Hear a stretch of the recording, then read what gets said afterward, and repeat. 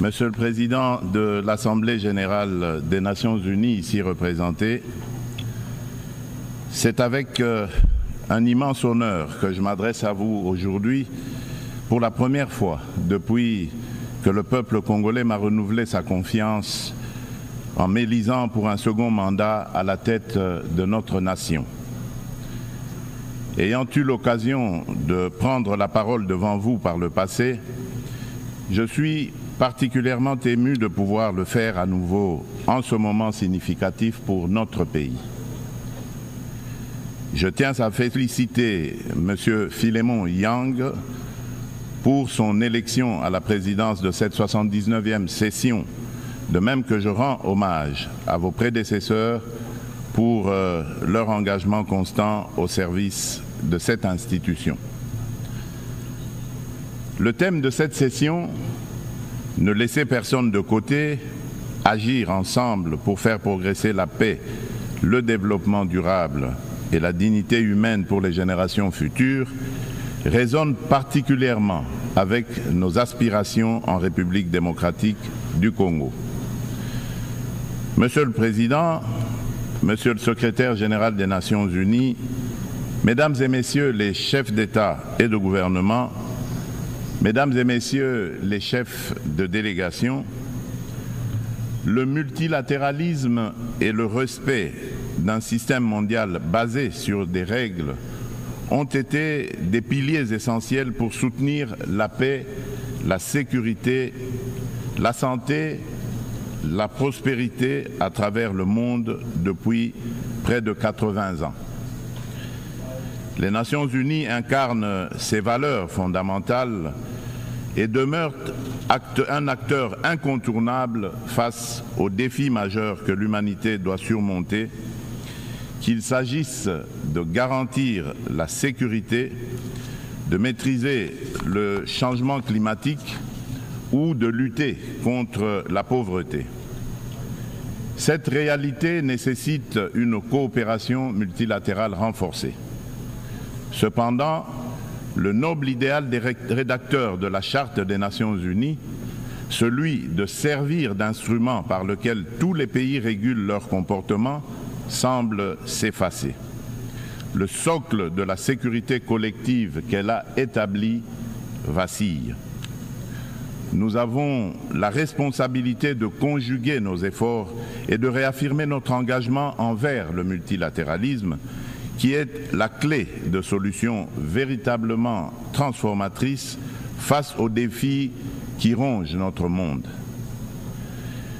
Comme l'a si bien exprimé Dag Hammarskjöld, ancien secrétaire général de l'ONU, dont le sacrifice en faveur de la paix en République démocratique du Congo nous rappelle la gravité de notre mission, je cite, « Le but de l'ONU n'est pas d'emmener l'humanité au paradis, mais de le protéger de l'enfer. » Fin de citation. En cette période critique du multilatéralisme, le multilatéralisme revêt une importance cruciale. Il permet de répondre aux menaces communes, de protéger notre planète et de renforcer la société civile ainsi que les droits humains. En effet, nous ne pouvons ignorer la montée alarmante de discours belliqueux et le rétablissement indécent de pratiques d'agressions armées et de pillage des ressources naturelles affectant tous les continents. Le conflit russo-ukrainien qui persiste et continue d'affecter la région n'est qu'une manifestation parmi tant d'autres qui menacent la paix dans le monde. Le Yémen, le Soudan, la Syrie ou encore le terrible drame qui se passe dans la bande de Gaza entrent dans le lot pour lequel le multilatéralisme jouerait pleinement son rôle. Il est impératif d'agir ensemble pour progresser vers la paix, le développement durable et la dignité humaine, garantissant ainsi un avenir meilleur pour les générations futures. Ne laissons personne sur le chemin. Tel est le message clair et pertinent qui inspire la thématique sélectionnée pour orienter les travaux de la 79e session de cette illustre Assemblée. Monsieur le Président, le Pacte pour l'avenir et ses annexes, le Pacte numérique mondial et la Déclaration sur les générations futures, que nous avons adopté lors du récent sommet de l'avenir, soulignent l'importance d'une collaboration active pour atteindre une vision commune d'un avenir pacifique et prospère. Ces documents représentent un engagement essentiel pour mettre fin aux conflits, lutter contre l'extrême pauvreté et la faim et aborder des défis tels que les déplacements de population, l'immigration clandestine, l'insécurité alimentaire, les pandémies et les risques des nouvelles technologies. Parallèlement, le Pacte mondial numérique se positionne comme un pilier essentiel dans notre quête d'un avenir prospère au cœur de la 4e révolution industrielle où les technologies numériques sont devenues incontournables. Cette transformation numérique représente une occasion sans précédent d'atteindre les objectifs de développement durable d'ici 2030, notamment pour les pays les moins avancés. Elle vise à réduire la fracture numérique et à intégrer les populations non connectées dans des services digitaux à fort impact social. Cependant, pour relever ce défi majeur, inhérent à la révolution du numérique, des réformes globales sont nécessaires, impliquant une réévaluation de l'architecture financière internationale et un financement adéquat. C'est pourquoi la République démocratique du Congo aspire à attirer des investissements pour développer la connectivité en Afrique et appeler à la coopération des partenaires multilatéraux et des opérateurs de télécommunications avec à la clé un transfert de connaissances. En effet, l'accompagnement au processus de maillage du pays est une solution prometteuse pour relier le sud et le nord du continent, ainsi que relier l'océan Indien à l'océan Atlantique. Cela comprend la formation de partenariats viables autour du projet hydroélectrique du Grand Inga qui vise à répondre à la demande énergétique croissante de notre continent, exacerbée par la prolifération des objets connectés. De plus, il est essentiel de renforcer la traçabilité des minerais stratégiques, indispensables aux équipements technologiques, afin d'assurer une exploitation responsable et durable de nos ressources. Par ailleurs, la pleine participation et l'engagement des jeunes, tant des filles que des garçons, sont également primordiaux pour bâtir une société durable et inclusive. Ce principe constitue le fondement de la Déclaration sur les générations futures, soulignant notre responsabilité envers les générations à venir et l'importance des décisions qui garantissent leur épanouissement. Pour l'Afrique, sa jeunesse représente un atout majeur pour sa prospérité future. Investir dans l'éducation, notamment dans les domaines STEM, sciences, technologies, ingénierie et mathématiques, et créer des environnements propices à l'innovation est crucial. Il est essentiel de remédier à la déconnexion entre une population jeune en forte croissance et le marché de l'emploi en fournissant les compétences nécessaires à leur intégration. Monsieur le Président, la situation dans l'Est de la République démocratique du Congo est particulièrement préoccupante. La résurgence du groupe terroriste du M23, soutenu par le Rwanda, a provoqué une crise humanitaire sans précédent avec près de 7 millions de déplacés internes. Cette agression constitue une violation majeure de notre souveraineté nationale. Nous appelons la communauté internationale à condamner fermement ces actes et à imposer des sanctions ciblées contre le Rwanda pour son rôle déstabilisateur et néfaste. Nous exigeons le retrait immédiat et inconditionnel des troupes rwandaises de notre territoire.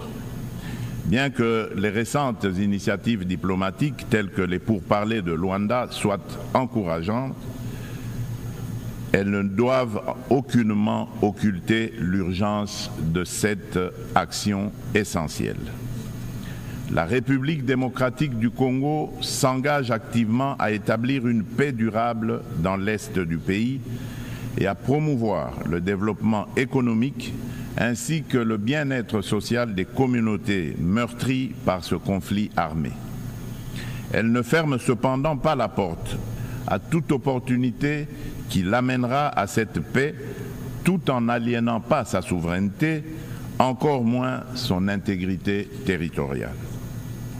Dans cette optique, elle est résolument engagée dans la mise en œuvre de la feuille de route adoptée dans le cadre du processus de Luanda, que je soutiens fermement, qui promeut un dialogue de haut niveau visant à restaurer la confiance entre la République démocratique du Congo et le Rwanda, tout en minimisant le risque de crise sécuritaire actuelle, que la crise sécuritaire actuelle ne dégénère en conflit régional. En outre, mon pays demeure ouvert à toute autre initiative de nos partenaires qui concourrait à l'atteinte de cet objectif noble de paix. La République démocratique du Congo réaffirme sa ferme volonté de garantir une paix durable.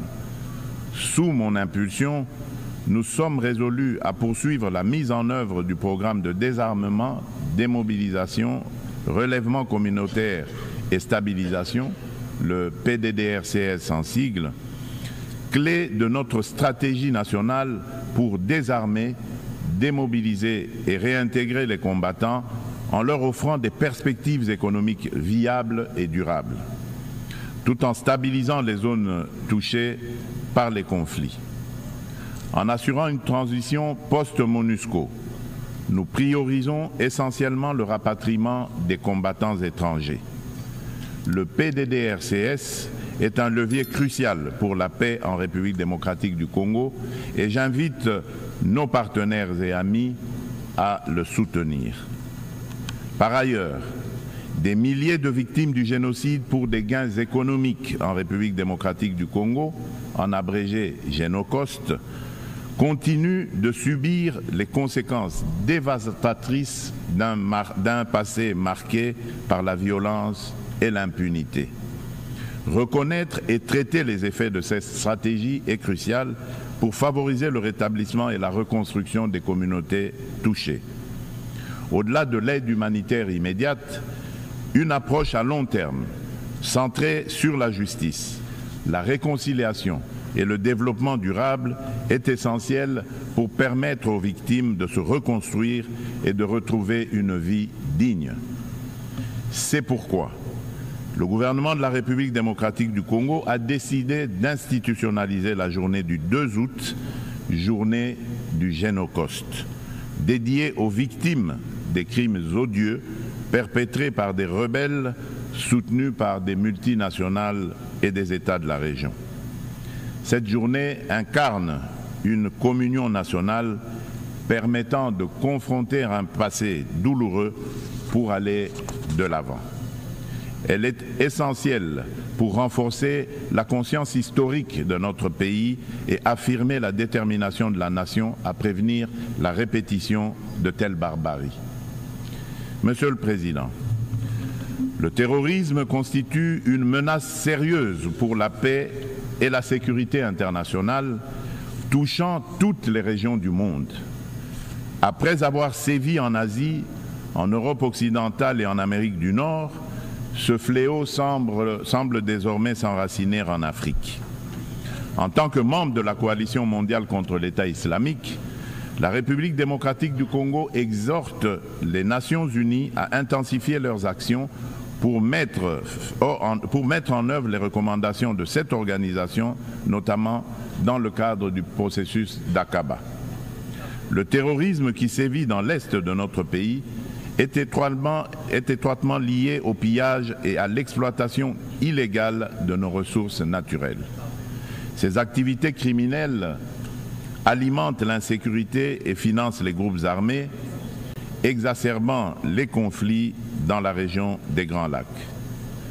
Par conséquent, il est impératif que les Nations Unies envisagent des sanctions sévères contre les acteurs responsables de ces crimes économiques afin de briser ce cercle vicieux et de favoriser la paix, le développement durable et la dignité humaine pour les futures générations. Monsieur le Président, selon le dernier rapport d'examen national volontaire des objectifs de développement durable, la République démocratique du Congo a réalisé des avancées significatives vers plusieurs cibles des ODD grâce à des réformes et interventions majeures. Depuis 2019, le gouvernement a mis en place une réforme ambitieuse pour assurer la gratuité de l'enseignement de base, permettant à près de 4 millions d'enfants de rejoindre l'école. En outre, plusieurs mesures ont été prises pour renforcer la protection sociale, introduire la couverture sanitaire universelle et promouvoir l'égalité des sexes, ainsi que pour favoriser le développement des infrastructures et une industrialisation rapide à travers notamment la création des zones économiques spéciales. Malgré ces progrès, le rapport mondial sur les objectifs de développement durable souligne qu'au rythme actuel, la République démocratique du Congo ne pourra pas atteindre les ODD d'ici 2030 en raison des inégalités et de la vulnérabilité persistante exacerbée par des conflits armés. Face à ce défi, une feuille de route comprenant des actions, interventions et réformes spécifiques a été élaborée afin d'accélérer les progrès et de répondre aux enjeux de l'agenda 2030 avec déjà certaines mesures mises en œuvre pour que la République démocratique du Congo soit en adéquation avec les ODD en 2030. Pour cela, la République démocratique du Congo nécessite des investissements annuels de 32 milliards de dollars.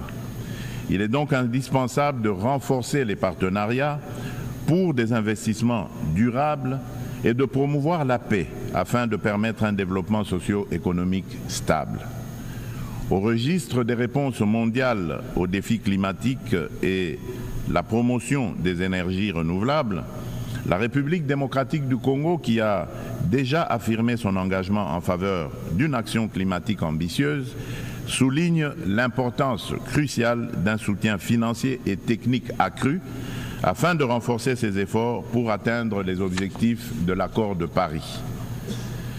Riche en biodiversité et en ressources naturelles, la République démocratique du Congo se positionne comme un acteur clé dans la lutte contre le changement climatique. Les initiatives engagées pour réduire les émissions de gaz à effet de serre se concentrent sur 4 secteurs stratégiques: l'agriculture, la foresterie, l'énergie et la gestion des déchets. Des réformes structurelles sont actuellement mises en place pour inverser la déforestation et améliorer l'accès à une énergie propre, témoignant ainsi de l'engagement déterminé du gouvernement en faveur de la préservation des ressources naturelles et de la transition écologique. Concernant la valorisation des forêts tropicales, un tournant majeur a été franchi à Bali en novembre 2022, en Indonésie, avec l'adoption de la déclaration conjointe sur la coopération autour de la forêt tropicale et l'action climatique signée par le Brésil, l'Indonésie et la République démocratique du Congo. Cette avancée témoigne d'une volonté politique collective d'utiliser les forêts comme levier pour un développement durable. L'Alliance trilatérale pour la coopération sur les forêts tropicales, créée à cette occasion, constituera un cadre pour relever les défis liés à la biodiversité et proposera des solutions pour les marchés de crédit carbone, tout en veillant au respect des droits des peuples autochtones. Par ailleurs, dans le cadre des enjeux liés à l'environnement et au réchauffement climatique, il est essentiel de souligner la tenue du deuxième sommet des 3 grands bassins forestiers tropicaux du monde, à savoir l'Amazonie, le Congo et le Bornéo-Mékong, qui s'est tenu du 26 au 28 octobre 2023 à Brazzaville, en République du Congo. Cette initiative africaine, portée par le président Denis Sassou Nguesso, vise à mettre en œuvre, dans le cadre de la décennie des Nations Unies pour la restauration des écosystèmes, la première coalition mondiale dédiée à la restauration de 350 millions d'hectares d'écosystèmes terrestres et aquatiques. Ces forêts constituent un rempart indispensable contre le changement climatique. Face à des problèmes clairement identifiés et à des solutions à portée de main, il est crucial d'agir de manière concrète. Les bassins amazoniens, congolais et de Bornéo-Mékong abritent plus de 80% des forêts tropicales et jouent un rôle crucial dans la lutte contre le changement climatique, tout en fournissant des services écosystémiques vitaux. Il est donc impératif que l'amélioration des conditions socio-économiques des communautés locales qui jouent un rôle clé dans la préservation de ces forêts soit placée au centre des priorités de la gouvernance mondiale. Pour sa part, la République démocratique du Congo met en place des instruments juridiques et des dispositifs institutionnels visant à renforcer sa position sur le marché mondial du carbone, tout en restant ouverte à des partenariats en conformité avec l'accord de Paris et ses lois internes. La prise de conscience croissante des défis liés à l'instabilité climatique et à l'épuisement des ressources naturelles, souvent à l'origine de conflits armés, souligne l'urgence d'agir sur ces problématiques. Il est donc primordial de reconnaître le lien entre changement climatique, dégradation environnementale et sécurité, afin de favoriser des actions proactives qui atténuent ces risques par le biais de pratiques durables. À cet égard, nous appelons le Conseil de sécurité à établir des mécanismes internationaux intégrant les questions de sécurité climatique dans leurs discussions. Monsieur le Président, face à un défi énergétique majeur, le monde fait face à un défi énergétique majeur. Les systèmes basés sur les combustibles fossiles sont responsables d'importantes émissions de gaz à effet de serre, exacerbant le changement climatique. Sans efforts concertés pour promouvoir les énergies renouvelables, nous risquerions de faire face à davantage de crises, telles que des conditions météorologiques extrêmes et des conflits liés aux ressources naturelles, comme nous l'observons déjà.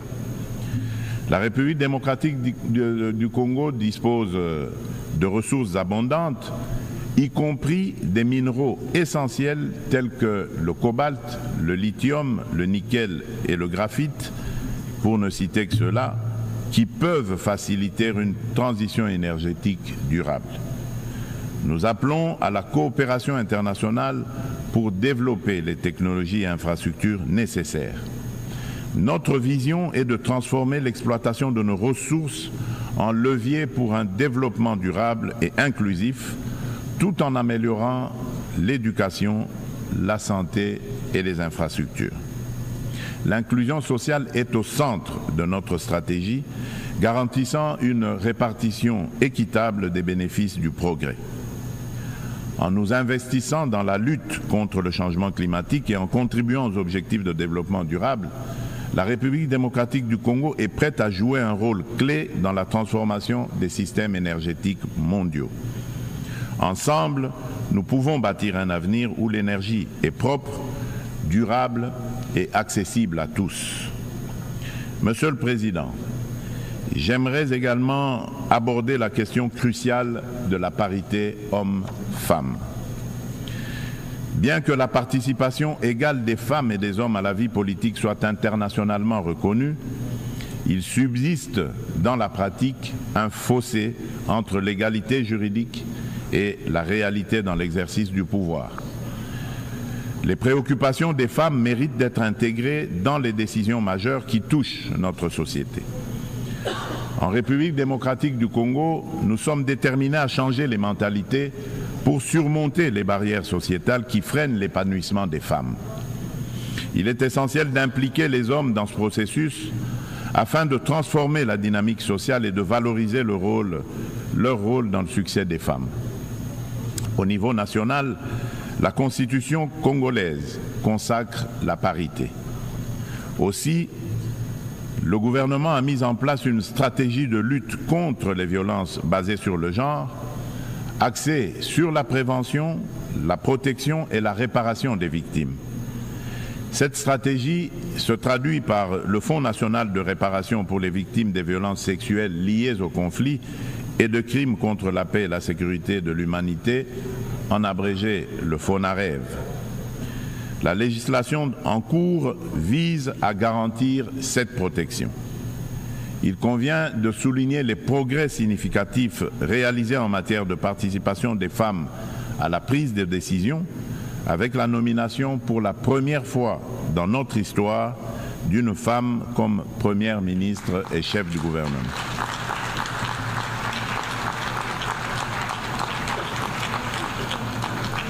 Nous assistons également à une présence accrue de femmes dans les instances gouvernementales ainsi que dans le Parlement et le système judiciaire, illustrée par la nomination de femmes au poste de premier président du Conseil d'État et à la tête de la Banque centrale du Congo. Monsieur le Président de l'Assemblée générale des Nations unies, Monsieur le Secrétaire général des Nations unies, Mesdames et Messieurs les chefs d'État et de gouvernement, Mesdames et Messieurs les chefs de délégation, Monsieur le Président, dans cet élan de progrès, il est impératif que la communauté internationale, sous l'égide des Nations unies, continue d'accompagner ces dynamiques en se réinventant face aux défis du monde actuel.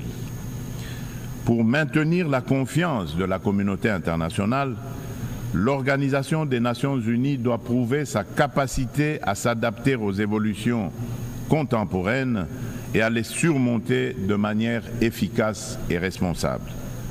Il est impératif de redynamiser le multilatéralisme par des réformes ciblées de la Charte des Nations unies touchant des questions clés telles que le Conseil de sécurité, le droit de veto, le chapitre 7 et le recours à la force. Néanmoins, cela ne suffira pas.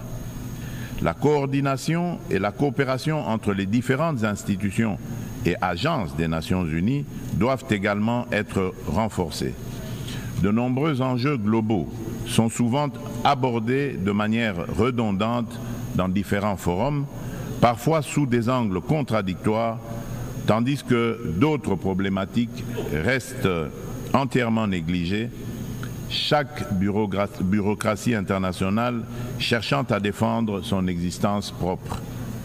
À cet égard, tout en saluant l'appui des États-Unis, je réitère avec fermeté, au nom de l'ensemble des pays africains, la requête de création de 2 sièges permanents au Conseil de sécurité des Nations unies pour les pays africains.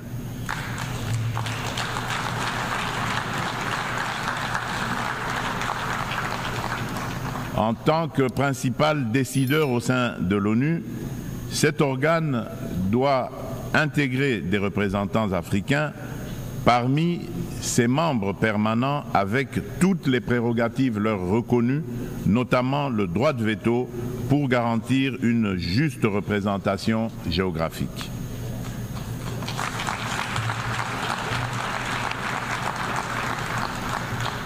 Il s'agit là d'une question de justice pour un continent dont le rôle dans les affaires internationales ne cesse de croître. Nous, Africains, tenons cette exigence avec la plus grande détermination. Enfin, je ne saurais conclure sans rappeler qu'après plus de 3 décennies d'absence au Conseil de sécurité, la République démocratique du Congo se porte à nouveau candidate, soutenue par l'Union africaine et par la Communauté de développement de l'Afrique australe, la SADC, au poste de membre non permanent pour la période 2026-2027 lors des élections qui se tiendront à New York en juin 2025. La République démocratique du Congo a déjà occupé cette fonction entre 1982 et 1983, 1990 et 1991, période durant lesquelles elle a œuvré pour la promotion de la paix, de la sécurité et de la stabilité en Afrique et dans le monde. Une fois élue, la République démocratique du Congo entend jouer un rôle proactif au sein du Conseil de sécurité, participant à la revitalisation de la Charte des Nations Unies et contribuant de manière constructive aux débats et aux actions qui en découlent. Mon pays sollicite donc le soutien de tous les États membres en vue de son élection. En ces temps où le multilatéralisme est mis à l'épreuve, la République démocratique du Congo réaffirme son engagement indéfectible envers la communauté internationale, prête à assumer avec honneur et responsabilité la mission de forger un avenir où la coopération et la paix prévalent sur le conflit et la division. Nelson Mandela a dit, je cite, « Aucun de nous agissant seul ne peut atteindre le succès ». Fin de citation. Ainsi, nous tendons la main à chacun de vous, partenaires de longue date et nouveaux alliés, pour écrire ensemble ce chapitre crucial de notre histoire collective. Ensemble, faisons de notre monde un lieu où chaque nation, grande ou petite, peut prospérer dans la dignité et dans la sécurité. Je vous remercie.